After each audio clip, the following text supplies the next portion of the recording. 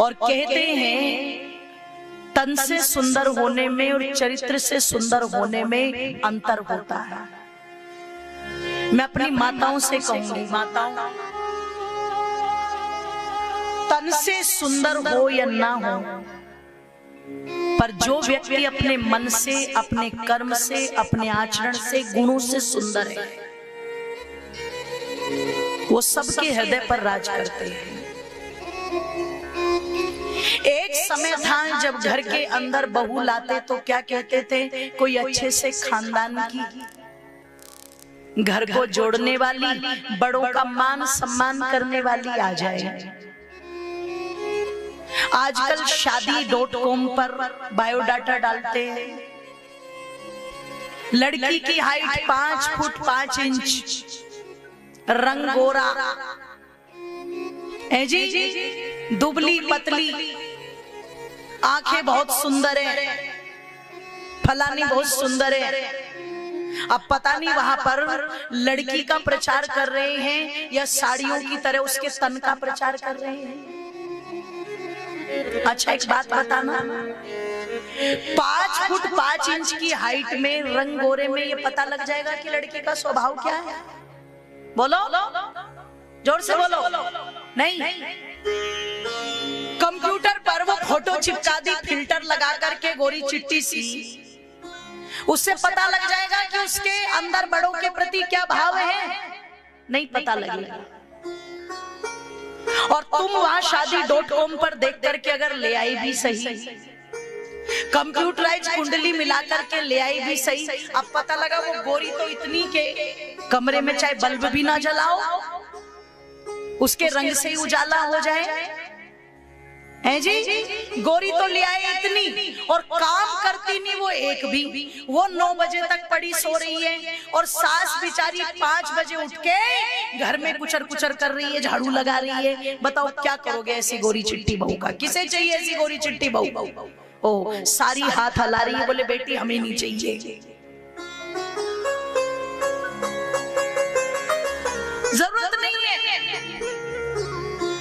वो हमारे उपदेशक सुनाया करते हैं, माताओं, एक घर के अंदर आ गई बहू, अब वो 9 बजे तक सोए, 10 बजे तक सोए, इधर बेचारी सास उठ के झाड़ू लगा रही है जी, सबके लिए चाय बना रही है, नहा धो के स्नान करके दीपक भी वही जला रही है। अब उसके पति ने कहा तेरी सारी जिंदगी निकल गई काम करते करते, अब तो ये झाड़ू एक तरफ रख दे, अब बहू को लगाने दे झाड़ू।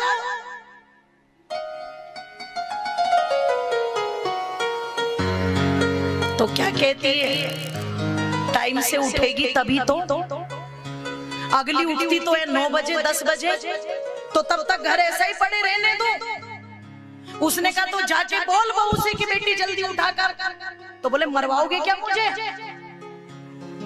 डर लगता है मुझे तो उससे। अच्छा, पहले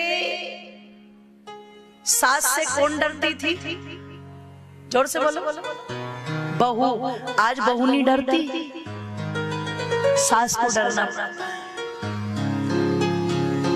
अरे बोले डर लगे हमारे तो, मैं नहीं जाऊंगी उसके पास में, तुम जाओ ना, तुम कह दो ना। बोले मुझे बुझवाएगी क्या?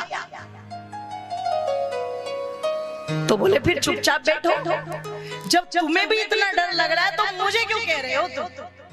ससुर जी ने कहा देखो चलो एक काम करते हैं, दिमाग लगाया,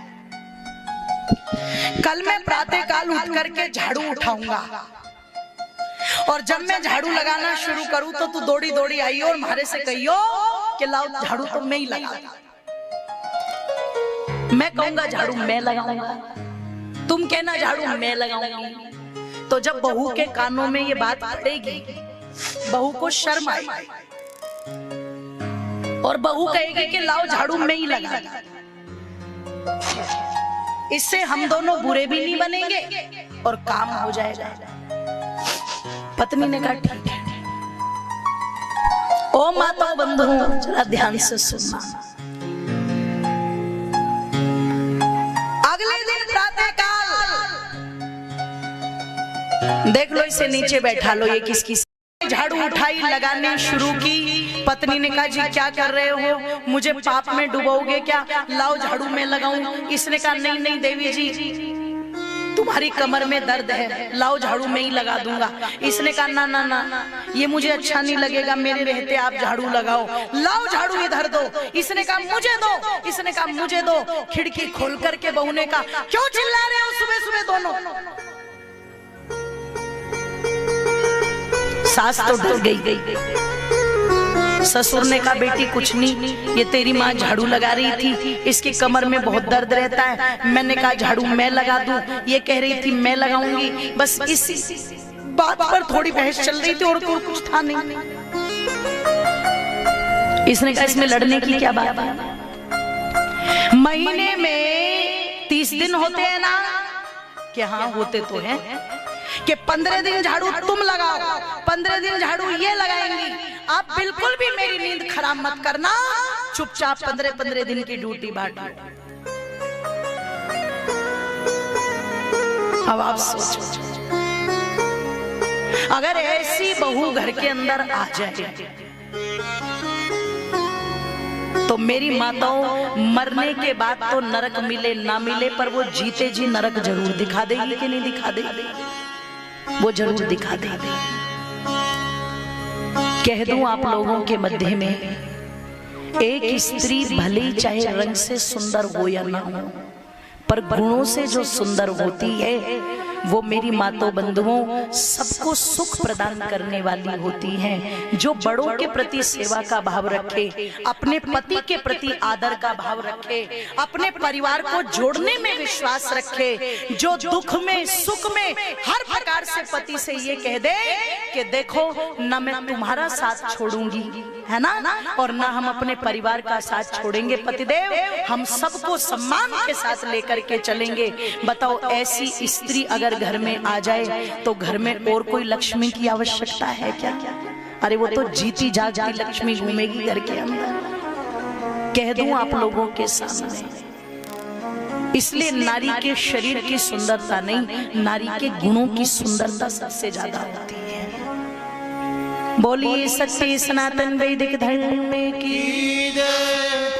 अहिल्या के विषय में कहा जाता है अहिल्या बहुत सुंदर थी।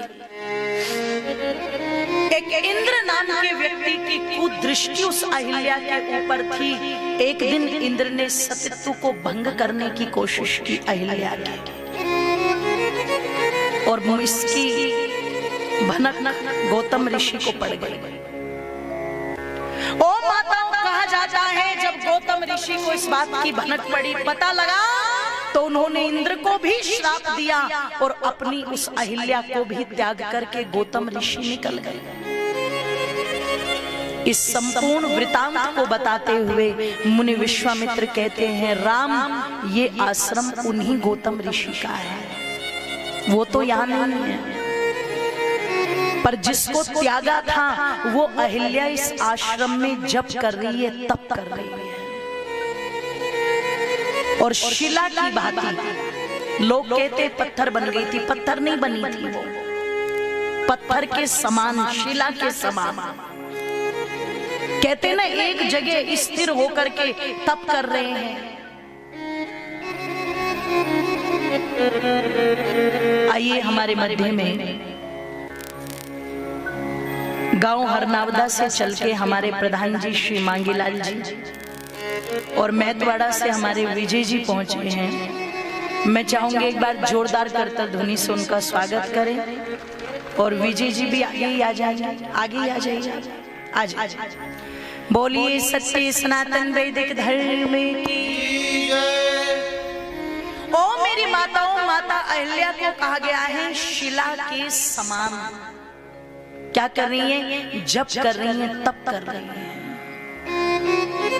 एक भूल जो उस समय हो गई थी उस पर पश्चाताप करती हुई यहाँ चिरकाल से तप कर रही हैं। माताओं, कहा जाता है मुनि विश्वामित्र की इस कथा को सुना तो श्री रामचंद्र जी से रहा नहीं गया, और वो कहते हैं मुनिवर क्या हम उस माँ के दर्शन कर सकते हैं? सुनना जरा ध्यान से।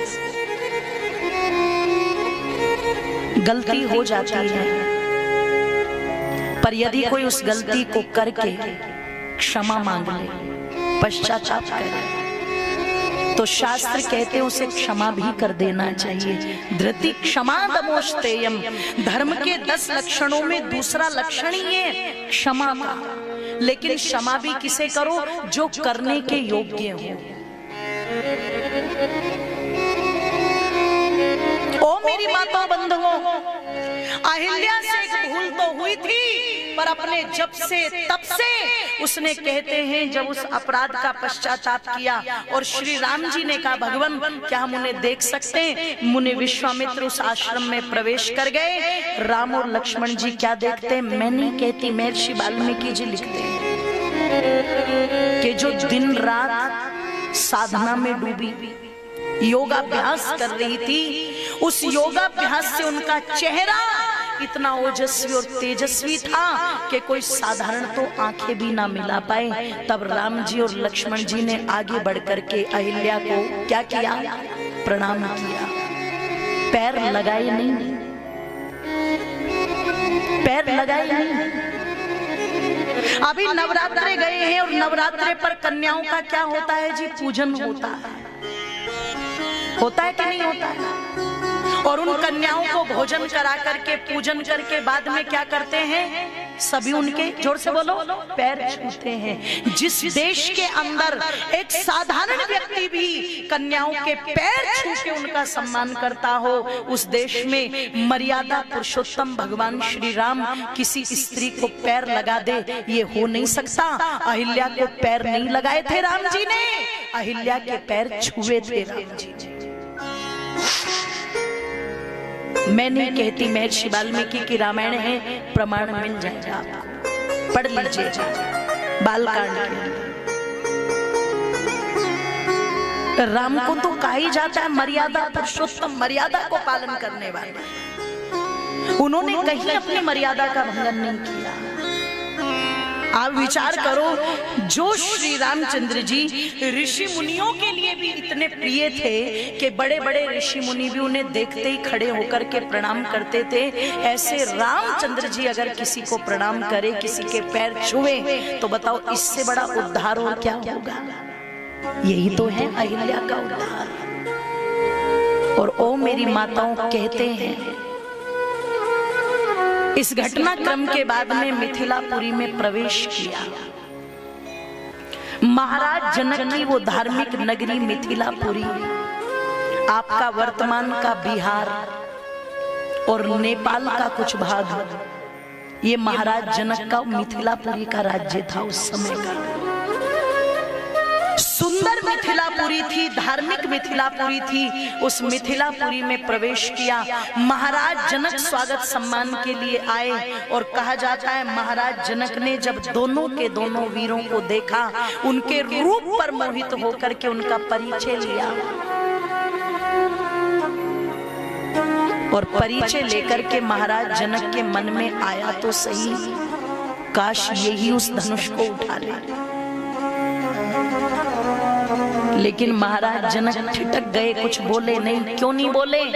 कि देखो दिखने में तो लग रहे हैं जैसे बाले कुंवर हो, अब पता नहीं कि इनकी भुजाओं में इतना बल है या नहीं है कि ये उस धनुष को उठा पाएंगे या नहीं उठा पाएंगे, संशय है। तैयारियां चल रही थी। आतिथ्य कक्ष में मुनि विश्वामित्र जी को ठहरा दिया। अगले दिन प्रातः काल महाराज जनक के राज्य में तो धनुष यज्ञ की तैयारियां चल रही थी। इधर माताओं कहा जाता है मुनि विश्वामित्र जी को आवश्यकता पड़ी अपनी पूजा अर्चना करने के लिए। उन्होंने राम जी ने कहा बेटे राम, यही पास में ही समीप में ही महाराज जनक की वाटिका है, उस वाटिका में से कुछ पुष्प मेरे लिए लेकर के आ जाओ। राम और लक्ष्मण जी दोनों के दोनों पुष्पों का चयन करने के लिए गए। ओ माताओं जरा सुनना ध्यान से। आज लड़कियों को कहते हैं ना 16 सोमवार का व्रत कर लो तो अच्छे पति मिलेंगे। ओहो, इसी चक्कर में बेचारी बहुत छोटी आयु से ही सोमवार के व्रत करना शुरू कर देती है, पर कभी ऐसे ऐसे निकट्टू फंस जाते हैं कि लड़कियों को ही संदेह हो जाता है। मैंने तो बड़ी निष्ठा से 16 सोमवार के व्रत किए थे, पर पता नहीं ये डिफेक्टिव पीस क्यों मिल गया मुझे।